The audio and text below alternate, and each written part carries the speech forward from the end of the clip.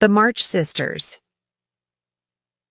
The place was a small town in Massachusetts, North America.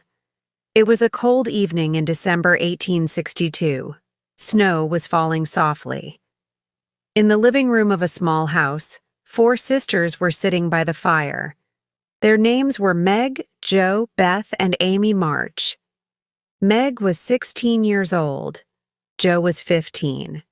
Beth was 13 years old and Amy was 12. Their mother, Mrs. March, was not in the house. She was visiting a poor, sick family. Their father, Mr. March, was far away from home. It was wartime. Mr. March was working in a hospital for soldiers. The 4 sisters were knitting with wool. They were knitting socks for the soldiers. They worked and they talked. "We are poor," said Meg, the eldest girl. "It is terrible." Meg was very pretty. She had large eyes and soft brown hair. "Other girls have lots of pretty things," said Amy, the youngest girl. Amy had golden hair and blue eyes. "I hate girls' work and girls' things," said Jo. She was tall and thin. She had beautiful, long red hair. "I don't want to stay at home," she said. "I want to fight in the war." Then Beth spoke. "Yes, we are poor," she said, "but we are lucky too. We have father and mother and we have each other." Beth was very shy. She was afraid of strangers, but she loved her family very much. "Yes, we have each other," said Jo, and the girls were happy again. "It's 6 o'clock," said Meg. "Be quick, everybody. Mother is coming. We must get supper ready." Jo brought more wood for the fire. Meg lit the lamps. Beth and Amy put the food on the table. The door opened and Mrs. March came into the room. Mrs. March was not beautiful, but she was very kind and good. Her daughters had a special name for her.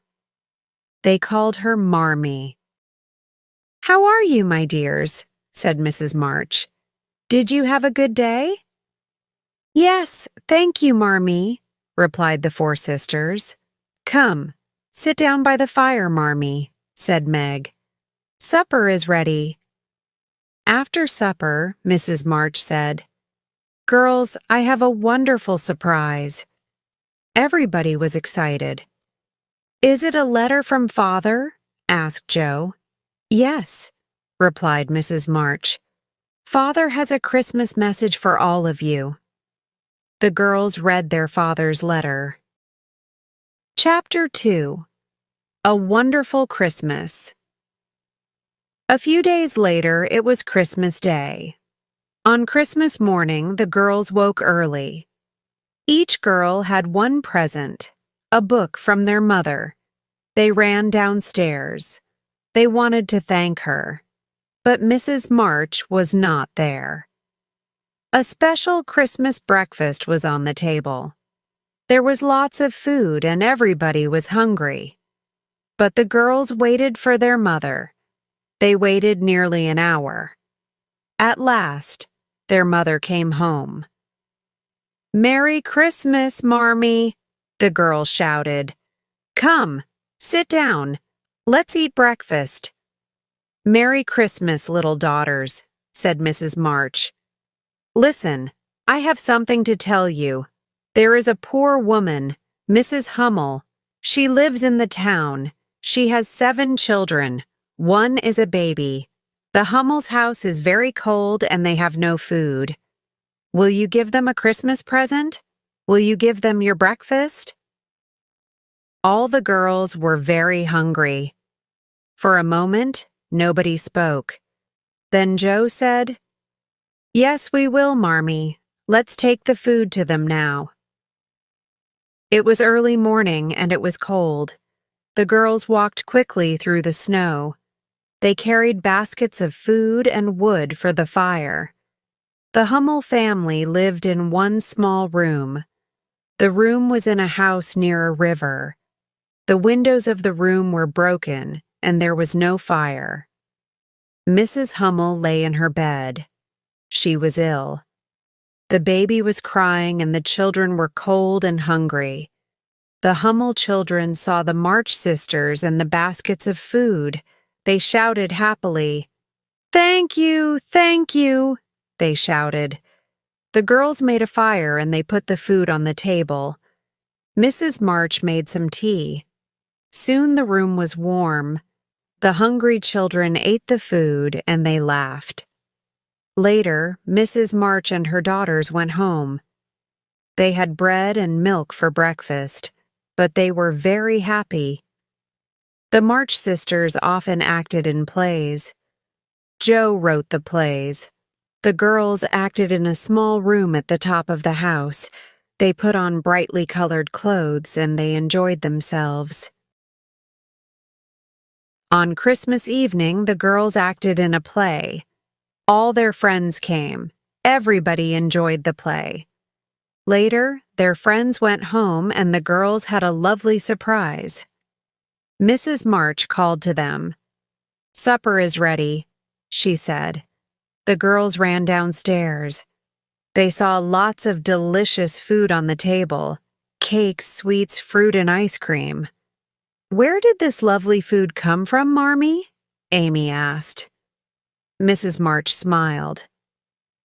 "Old Mr. Lawrence sent it," she replied. "Old Mr. Lawrence, our neighbor?" asked Meg. She was surprised. "But we don't know him," she said. "He heard about your breakfast," said Mrs. March. "He has sent you a special Christmas supper." The girls looked at each other. "This is a wonderful Christmas," Beth said. Chapter 3. Laurie. Next to the Marches' small house, there was a large house. The sisters called this house the Lawrence house. It belonged to their neighbor, Mr. Lawrence. Mr. Lawrence was old and he was very rich. His house was very beautiful. He lived in the house with his grandson. His grandson was 15, the same age as Joe. Sometimes the March sisters saw Mr. Lawrence's grandson, but the boy was always alone. A few days after Christmas, Joe was in her garden. She was wearing boots and an old coat. Joe was busy. She was sweeping snow from the path with a broom. Joe looked up at the Lawrence house. She saw a face looking out of a window. It was Mr. Lawrence's grandson. The boy is sad. He is lonely, thought Joe. Then she had an idea. She took some snow and she made a ball with it. She threw the ball at the window. The boy laughed and he opened the window. "Hello?" called Joe. "Are you ill?"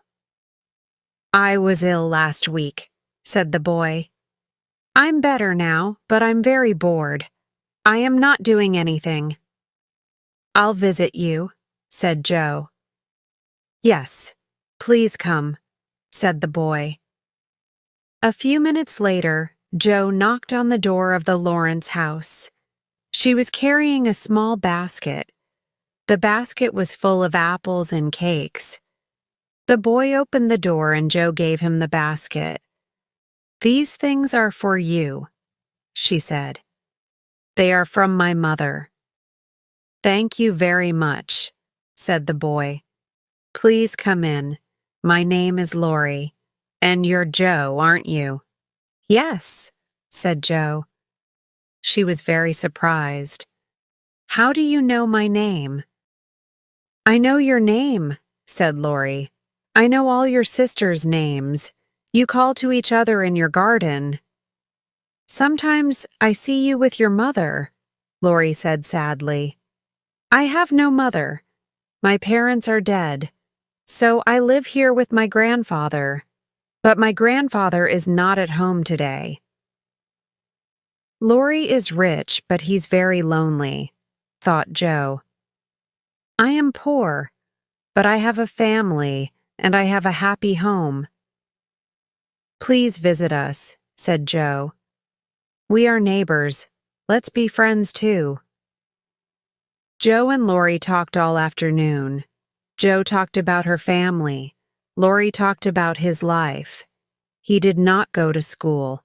A teacher, Mr. Brooke, came to the house every day. Mr. Brooke taught Lori his lessons. Come into our library, said Lori. We have many fine books in the library. The library was a beautiful room with big windows. There were hundreds of interesting books on the shelves. There were many fine pictures on the walls. What a wonderful room, said Joe. Suddenly, Lori and Joe heard a noise. Grandfather has come home, said Lori. I must go to him. Please stay here. Lori went out of the library. Joe stood by the fire. There was a picture of old Mr. Lawrence on the wall. Joe looked at the picture. The door of the library opened, but she did not turn round. Lori, she said. Mr. Lawrence, your grandfather is not handsome, but he has a kind face. I like him. Thank you, said a voice. Joe turned round quickly. Mr. Lawrence was standing near the door. Oh, she said. I am sorry. So I'm not handsome? Asked Mr. Lawrence. Well, no, sir. But I have a kind face? Yes, you do, sir, replied Joe. Mr. Lawrence laughed. I knew your grandfather, he said. He was a good man. Now have some tea. Lori was very happy. Lori and Joe drank tea and they talked. Mr. Lawrence watched them. My grandson is happy, he thought. He was lonely. He must have some friends. Later, Joe went home. She told her mother and her sisters about the Lawrences' beautiful house. Marmee, please let Lori visit us, she said. Yes, dear, replied Mrs. March. Your new friend Lori will be welcome in our house. Chapter 4. A present for Beth, Lori, and the March sisters became good friends. They visited each other often. They had many happy days together. Everybody liked Lori and his grandfather. Meg, Joe, and Amy all went to the Lawrence house. Meg loved flowers and gardens. She liked the garden at the Lawrence house very much. It was winter and there were no flowers, but there was snow on the trees. They were very beautiful. Joe wrote plays and stories, and she loved books. She liked the library at the Lawrence house. Amy liked the library too. She painted pictures. She liked the paintings on the library walls. But Beth did not visit the Lawrence house. She was very shy. She was afraid of old Mr. Lawrence. Beth did not go to school. She learnt her lessons at home. Beth's life was quiet, but she was very happy. She helped her mother with the housework. She learnt her lessons every day. Beth loved music. The Marches had a piano, but it was very old. Beth tried to play the piano, but the music did not sound very good. One day, Mr. Lawrence spoke to Mrs. March. Do your daughters play the piano? He asked. Beth plays the piano, Mrs. March replied. I have a beautiful piano, said Mr. Lawrence, but nobody plays it now. Will Beth come to my house? Will she play the piano? Beth is very shy, Mrs. March said. Lori and I are often out of the house, said Mr. Lawrence. Beth must come then. We will not hear her playing the piano. Mrs. March told Beth the news. Beth was very happy and excited. She wanted to play Mr. Lawrence's piano. The next day, Beth went to the Lawrence house. The house was very quiet. Good, thought Beth. Everybody is out of the house. The piano was in the living room. Beth walked very quietly into the room. She touched the piano. How beautiful it is, she thought. Some pages of music were lying on top of the piano. Beth looked at the pages. The music was not difficult, so she started to play. Beth played the piano for many hours. She enjoyed herself very much. After that, she went to the Lawrence house every day. Sometimes Mr. Lawrence was in the house. He often listened to the music. But Beth never saw him. A few weeks passed. One day Beth spoke to her mother. "Marmee," she said, "I want to thank Mr. Lawrence. He has been very kind. I will give him a present. Shall I knit a pair of slippers for him?" "Yes, Beth," replied Mrs. March. "That's a very good idea." Beth bought some wool and she made a beautiful pair of slippers. She took them to the Lawrence house. Mr. Lawrence was away from home. So Beth wrote a short note. She put the note and the slippers on a table. Then she went home. Oh, thought Beth. Mr. Lawrence did not like the slippers. The next morning, Beth walked by the river. She was sad. Later, she went home. Her sisters were waiting. They were very excited. "Beth! Beth, come quickly," they called. "You have a present. Come and see." They took Beth into the living room. In the middle of the room was a beautiful little piano. On top of the piano, there was an envelope. "Open the envelope, Beth," said Joe. "Please open it for me," said Beth. Joe opened the envelope. She pulled out a note. She read it to her mother and sisters. Beth was very excited. "Mr. Lawrence has given me this piano," she said. "I am very lucky." Beth sat down at the piano and started to play. The piano sounded beautiful, but suddenly she stopped playing. "I must thank Mr. Lawrence now," she said. Beth was not shy anymore. She ran quickly to the Lawrence house and went inside. Mr. Lawrence was in the library. Beth ran to him and she kissed him.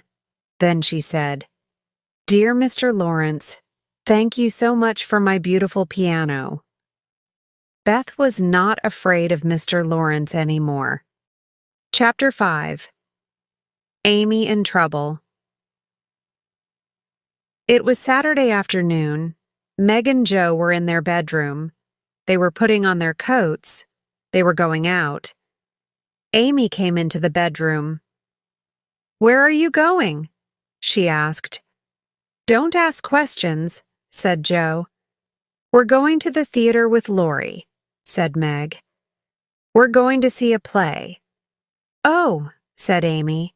"I want to come with you. Please." "No," said Joe. "You are too young." "I'm not too young," she said. "I'm 12 years old. Please, please let me come with you." Joe often became angry very quickly. She became very angry with Amy. "No, Amy," she said. "We will not take you with us.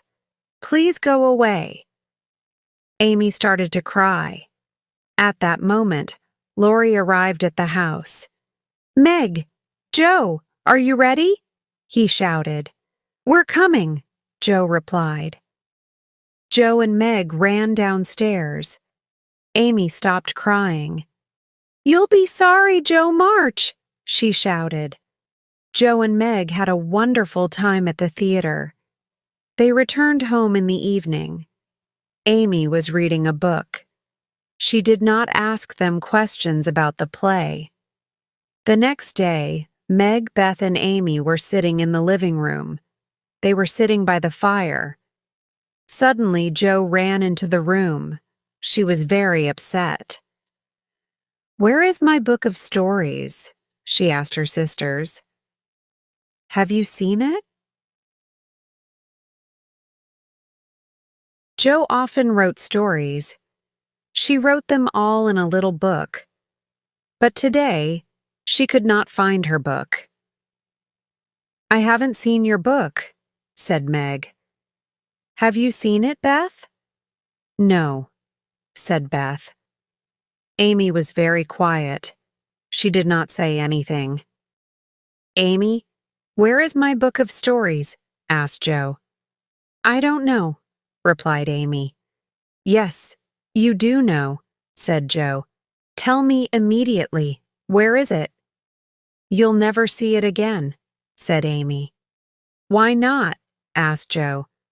"I burnt it," said Amy. "You didn't let me come to the theater yesterday, so I threw your book of stories on the fire." Jo was very angry. She held Amy's arms and shouted at her. "You bad, bad girl," Jo shouted. "I wrote those stories for Father. Now they are gone forever." Suddenly, Amy was sorry. She started to cry. "Please forgive me, Jo," Amy said. "I'm very, very sorry." Tears fell from her eyes. "I'll never forgive you," said Jo. "Never." Jo did not speak to Amy again that day.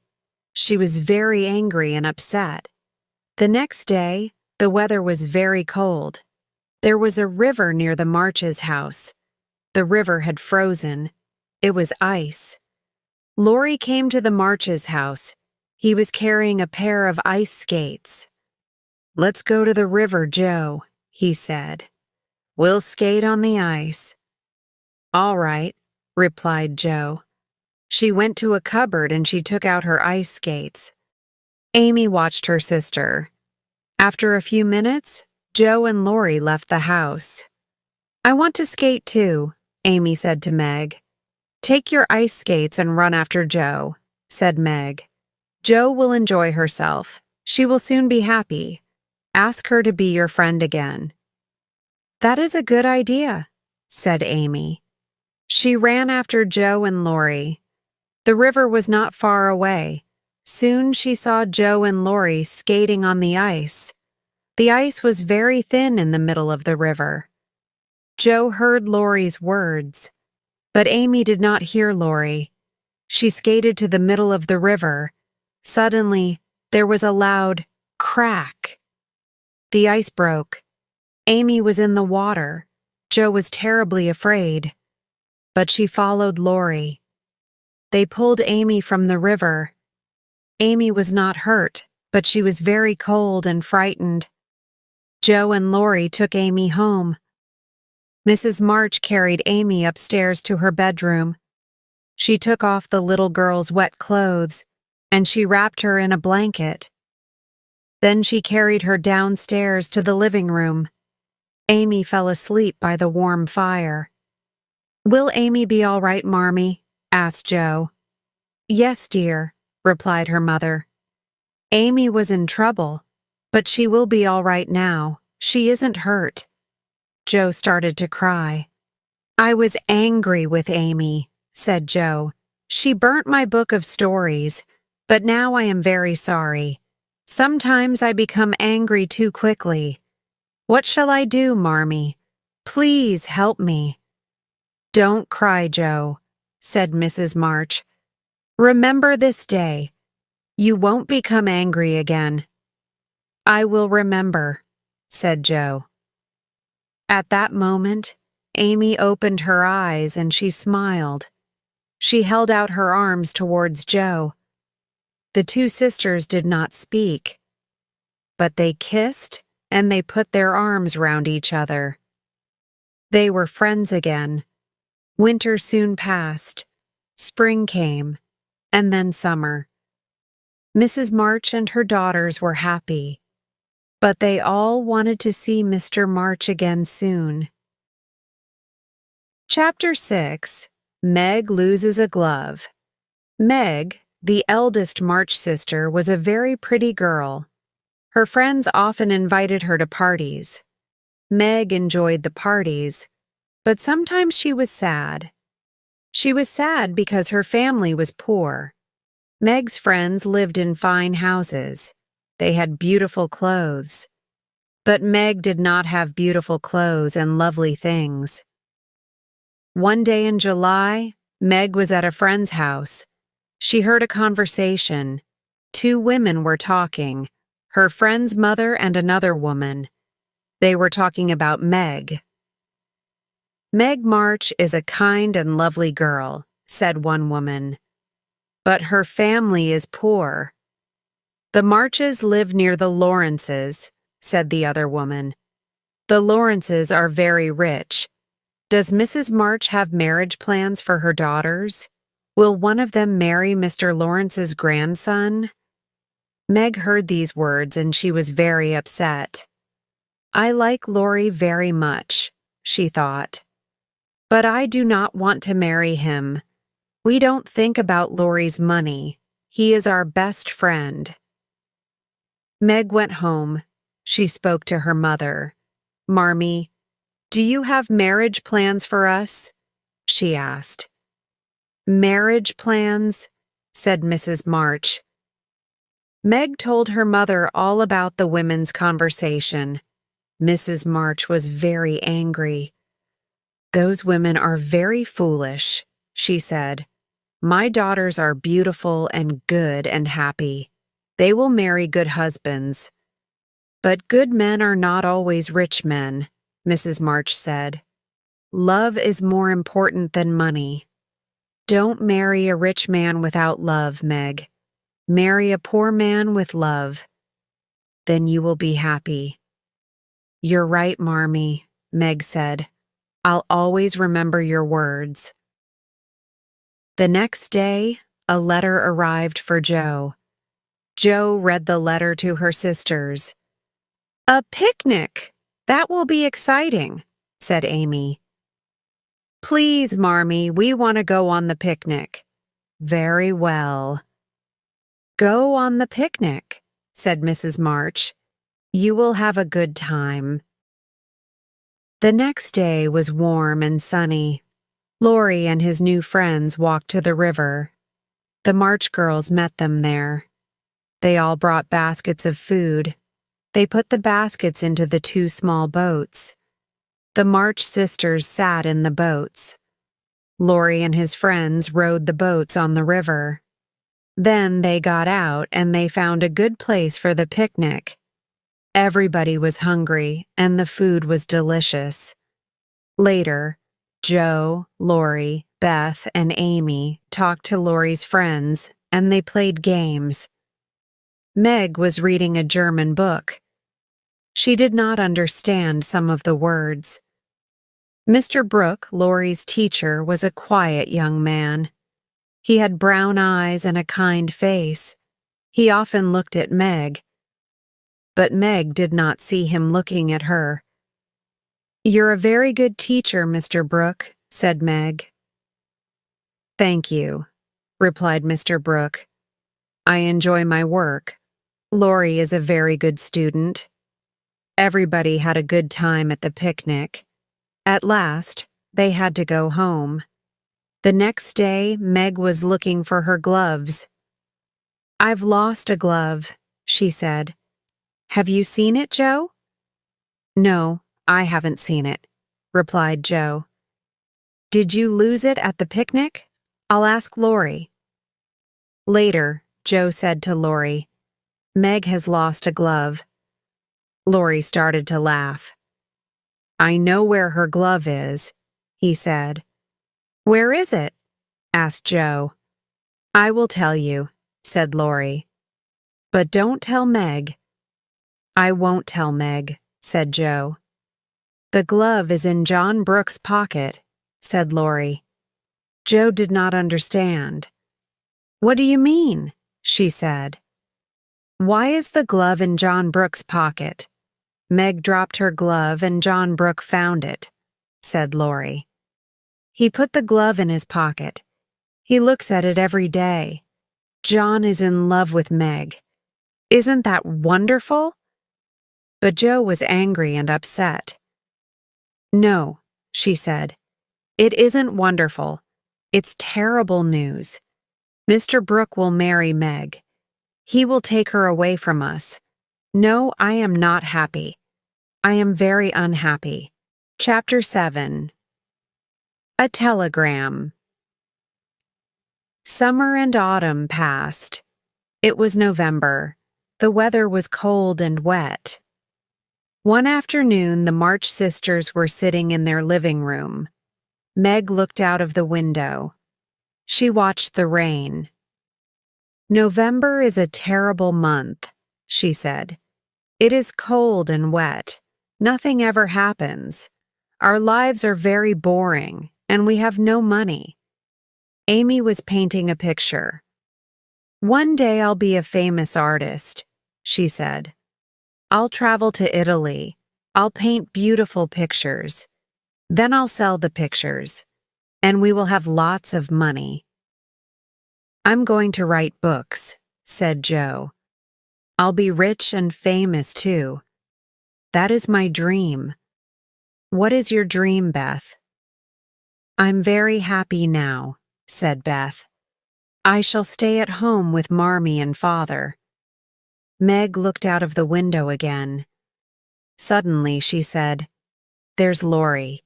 He's coming to the front door. A few moments later, Laurie came into the room. He was holding a small envelope in his hand. He was worried and upset. What is it, Laurie? Said Jo. Is something wrong? Where is Mrs. March? Said Laurie. I have come from the post office. Laurie held up the envelope. This is a telegram for your mother. It's from Washington, he said.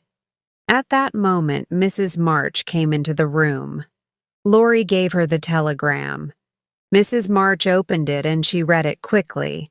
Then she sat down in a chair. Her face was white. I must go to Washington, said Mrs. March. I will go on the train tomorrow morning. Jo, run to the post office. Send a telegram to the hospital.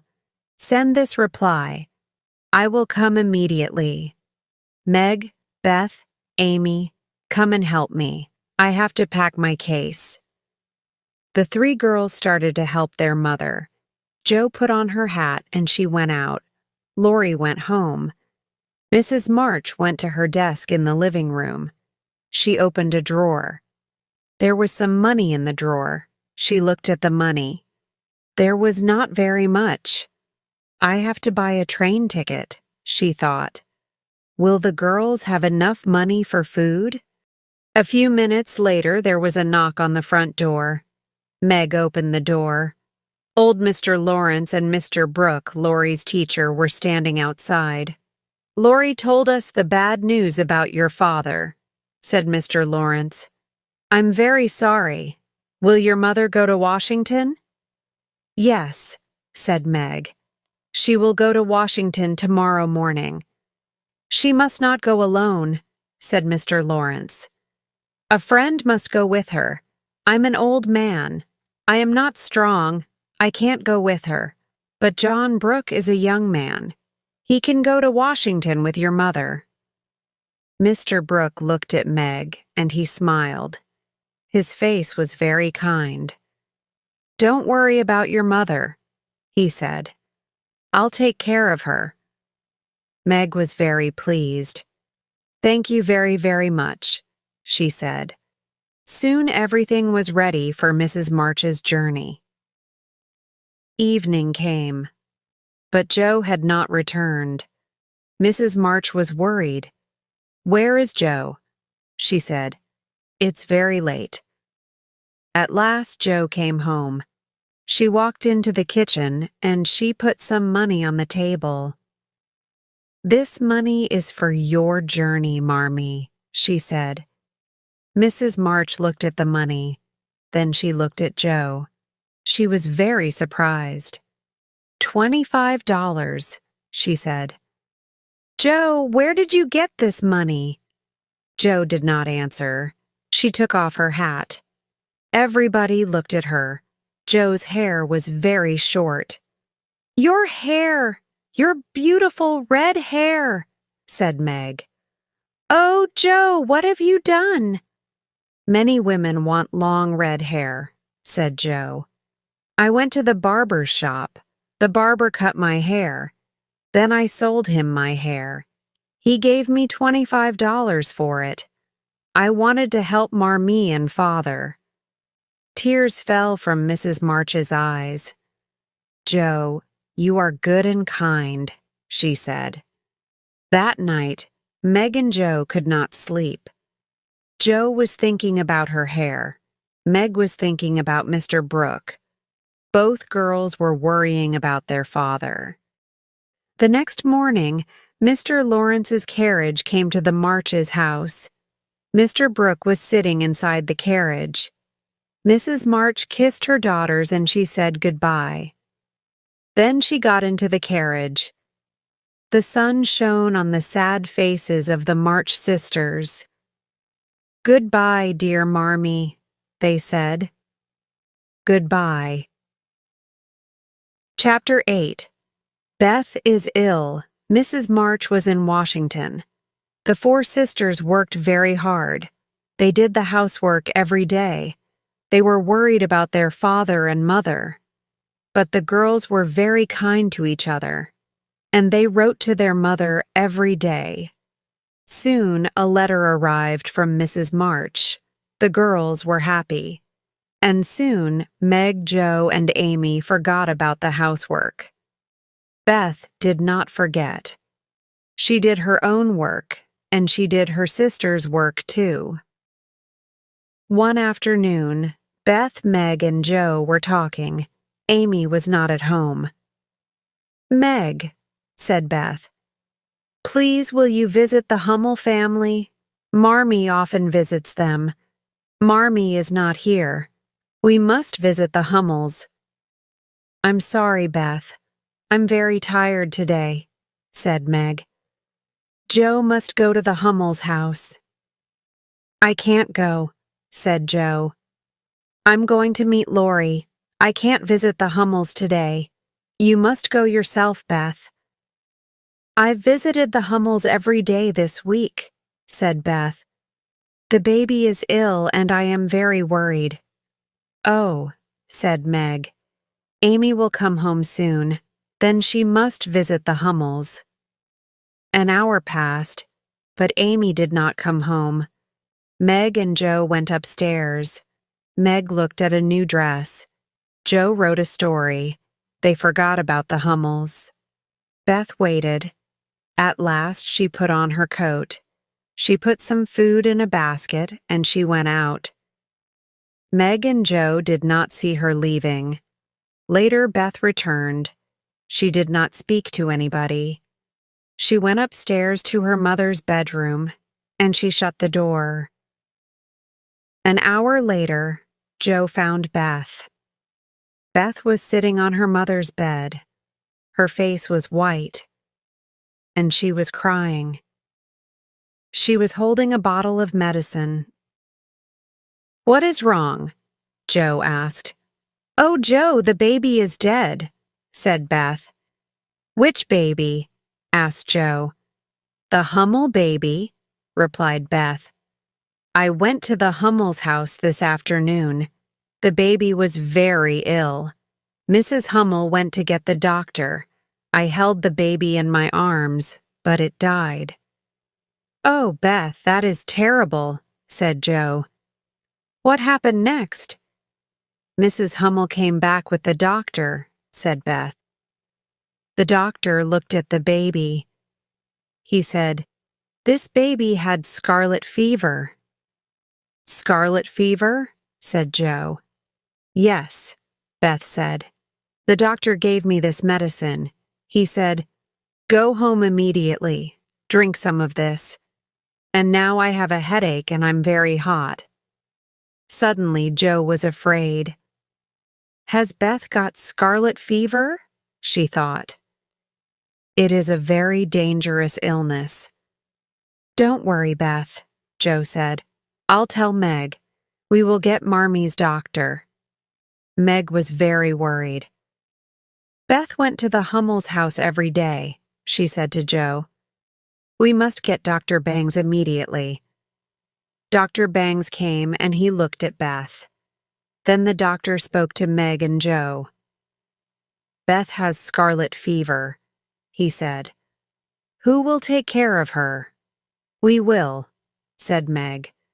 "Joe and I have had scarlet fever. We are safe." "Has Amy had scarlet fever?" asked Dr. Bangs. "Amy hasn't had the fever," replied Meg. "She will not be safe here. She must stay with Father's aunt, Aunt March." "Good," said Dr. Bangs. "Take care of Beth. I'll come again tomorrow." The doctor left the house. Joe spoke to Meg. "We must write to Marmie," she said. "We must tell her about Beth." "No," said Meg. "Marmie is taking care of Father. She can't come home now. Marmie must stay in Washington. We must not tell her about Beth." Joe started to cry. "Washington is many miles away," she said. "We were wrong, Meg. We didn't visit the Hummels. Beth went there every day. And now she has scarlet fever. Oh, Meg, what are we going to do?" Meg put her arms round Joe. "Don't cry, Joe," she said. "Beth has scarlet fever, but she will get better soon. Now we must take care of her." The next day, Amy went to Aunt March's house. Meg and Joe took care of Beth. Chapter 9. News from Washington. Beth was very ill. The days passed and she did not get better. Beth could not eat. She slept for many hours. Sometimes she was awake, but she could not remember things. Sometimes she called Joe, Meg. Sometimes she called Meg, Joe. Beth said her mother's name again and again. Joe and Meg were worried and afraid. One morning the two girls were talking. "Let's send a telegram to Marmie," said Joe. "Let's tell her about Beth now. Then she will come home." "All right," said Meg.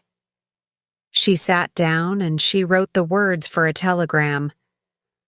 "I'll take this to the post office this afternoon," said Meg. But that afternoon, a letter arrived from Mrs. March. There was bad news in the letter. Mr. March was very ill again. Meg and Joe read the letter. They looked at each other.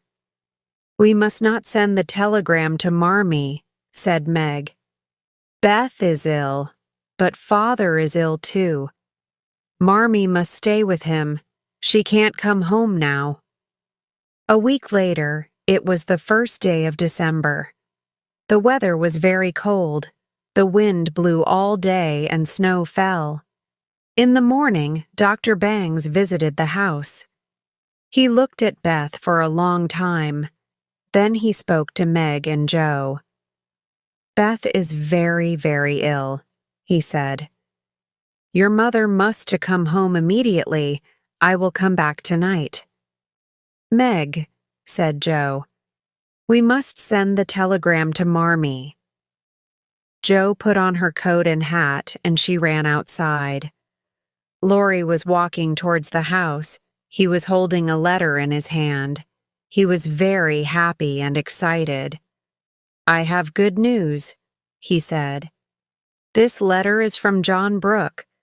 Your father is getting better now. But what's wrong, Joe? Where are you going?" "I'm going to send a telegram to Marmie," replied Joe. Dr. Bangs visited Beth. She is very, very ill. Joe started to cry. Laurie held Joe's hand. "Dear Joe," he said, Grandfather and I will always help you. Please remember that. Yes, said Joe. You are our good friends. Thank you very much. I must tell you something, said Lori. Last week, Grandfather and I were talking about Beth. We were very worried about her. We sent a telegram to your mother. We told her about Beth's illness. Today, I received this letter from John Brooke. Your mother will be here early tomorrow morning. Then everything will be all right. Joe was happy again. She stopped crying. Lori, she said, you're a wonderful friend. Thank you. Joe ran inside the house. She told Meg the good news. Meg was very happy too. The afternoon passed slowly. Beth lay in her bed. Her eyes were closed. She did not eat or speak. Sometimes she drank some water. Meg and Joe sat by her bed. The wind blew and the snow fell. At last, night came. Meg and Joe watched Beth. They waited for Mrs. March, and they waited for Dr. Bangs. Old Mr. Lawrence and Lori waited too. They sat downstairs in the living room. They sat by the fire. The hours passed. At 2:00 in the morning, Joe went to the window. She looked out at the garden. There was thick snow everywhere. The world is sad and lonely tonight, she thought. Suddenly she heard a noise. She turned round. Meg was crying. Beth has died, thought Joe. Beth has died and Meg cannot tell me. She went to the bed and looked down at Beth. Beth was quiet. Her eyes were closed. Then the door opened and Dr. Bangs came into the room. Beth is dead, Joe said quietly. Dr. Bangs looked at Beth. He held her hands. Then he smiled. No, he said. Beth isn't dead. She's sleeping. She's going to be all right. There is no more danger. Meg and Joe put their arms round each other and they cried. They were very, very happy. Soon it was morning. The sisters heard the sound of a carriage in the street. Then Lori called from the living room. Girls! Girls! Your mother is here! Mrs. March had come home. Chapter 10. The best Christmas present, Amy was unhappy at Aunt March's house. She wanted to see her family. Aunt March was an old lady. She did not like young girls. Sometimes she was angry with Amy. Every evening, Amy had to read to Aunt March, but she did not like Aunt March's books. They were not very interesting. One evening, Aunt March spoke to Amy. I have had a letter from your mother, she said. She has come home. She will take you home tomorrow. Amy was very happy. Soon the four sisters were together again, and every day Beth was stronger. One day, a letter came from Washington. It was from John Brooke. Mrs. March read the letter. Girls, girls, I have wonderful news, she said. Mr. Brooke is going to bring Father home. It was a week before Christmas. The March sisters were very busy and excited. They made Christmas presents, and they cooked delicious food for Christmas Day. In the evening, Jo spoke to her mother. Marmee, she said, I must tell you something. John Brooke loves Meg. In the summer, Meg lost a glove. John Brooke found it, and he put it in his pocket. Isn't that terrible, Marmee? Why is it terrible? Asked Mrs. March. John Brooke will marry Meg, replied Jo. He'll take her away from us. Listen, Joe, said Mrs. March. John Brooke is a good young man. He was very kind and helpful in Washington. John Brooke must not marry Meg, Joe said. Meg must not marry a poor man. Money is not important, replied Mrs. March. John is good and kind. He loves Meg very much, but Meg is young. She is only 17. They must wait. Please don't be sad, Joe, Mrs. March said. One day you will leave this house too. You will meet a good man and you will marry him. No, Mother, cried Joe. I'll never marry anybody.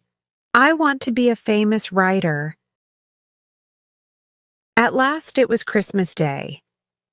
Everybody had some presents. Everybody was happy.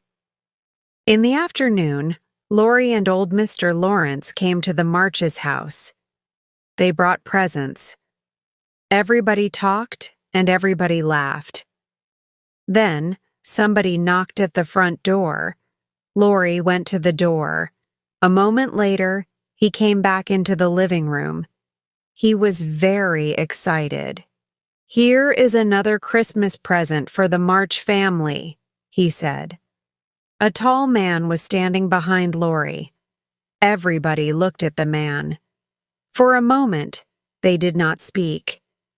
Then the girls shouted together, "Father!"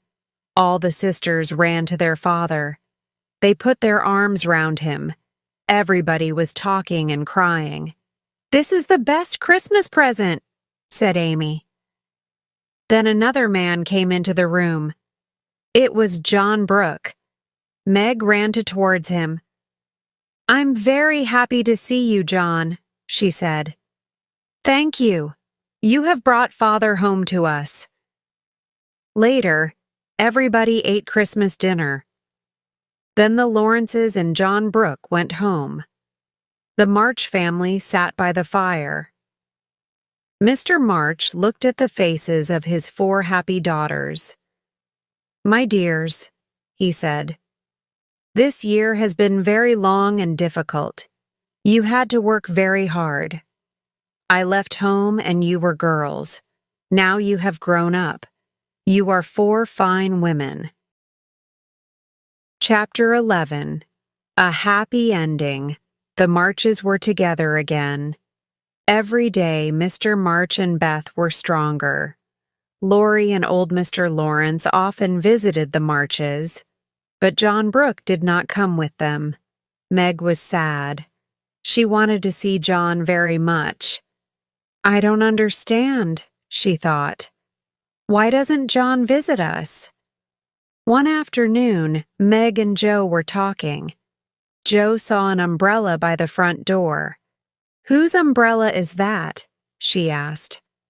"I've never seen it before." "It's John Brooke's umbrella," replied Meg. "He left it here on Christmas Day. He has forgotten it." "Meg," said Joe, "do you like John Brooke? Do you love him?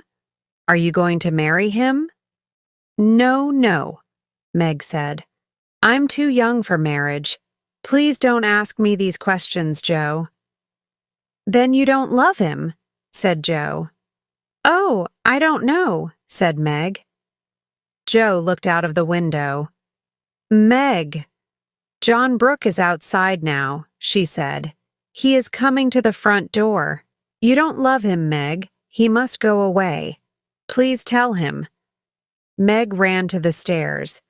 She wanted to hide in her bedroom, but it was too late. John Brooke came into the house. "Good afternoon," John said. "Do you have my umbrella? I left it here." He smiled. Then he said, "How is your father?" "He's very well, thank you," said Joe. "We'll bring him." Joe went upstairs and Meg started to follow, but John Brooke stopped her. "Please don't go, Meg," he said. "I must say something to you." "Oh," said Meg. "Let's talk in the living room." John and Meg went into the living room. Meg sat down and John Brooke sat beside her. He held her hand. "Dearest Meg," he said, "I love you. I am poor, but I can work hard. I can make a good home for you. Please, Meg, will you be my wife?" At first, Meg did not speak. Then she said, "I don't know, John." "Please, Meg," said John Brooke, "will you marry me?" Suddenly, the door opened and Aunt March came into the room. Meg and John were very surprised. Aunt March was surprised too. "Good afternoon, Meg," she said. "Where is your father?" Then she looked at John Brooke. "Who is this young man?" "Aunt March, this is John Brooke," Meg said. "John is father's friend." "John Brooke," said Aunt March. "Why are you here, young man? What are you talking about?" "Aunt March," said Meg quietly, "John Brooke wants to marry me." Aunt March looked angrily at John Brooke. Then she said, "Young man, Mrs. March has spoken about you. You are poor. You have no money. Meg must marry a man with money." Meg was very angry. "Aunt March," she said, "John is poor, but he is a good man and I love him." John Brooke smiled and his eyes were bright. "Dearest Meg," he said, "do you love me? Will you marry me?" "Yes, I will," said Meg. "Meg," said Aunt March, "you are a very foolish girl. You will never get any money from me. Goodbye." She turned round and went quickly out of the room. Meg and John told the March family their good news. "It's wonderful news," said Mr. and Mrs. March. "Congratulations!" "Congratulations," said Amy and Beth together. Jo said nothing. She was not happy. Later, Laurie and Mr. Lawrence came to the house. They congratulated Meg and John, but Laurie looked at Jo's face. "What's wrong, Jo?" asked Laurie. "Aren't you happy?" "No," said Jo. "Meg is my dear sister and my dear friend. Now John Brooke will take her away." "Jo," said Laurie, "you love Meg. She is your sister. But John loves her too. Meg will be happy with John. And Jo, I'll always be your friend." "That's true," said Jo. "Thank you, Laurie." Jo looked round the room. She looked at her family. Mr. and Mrs. March were talking together. Amy was sitting on the floor near Meg and John. Beth was talking to old Mr. Lawrence. Suddenly, Jo was not sad anymore. She turned to Laurie. "You are right, Laurie," she said. "One day Meg will marry John, but she will always be my sister. We will always love each other." "That's right, Jo," said Laurie. Jo went over to Meg. She held Meg's hands and she kissed her face. "Congratulations, dearest Meg," she said. "I am very happy for you. And congratulations, John. You are our brother now. Welcome to our family.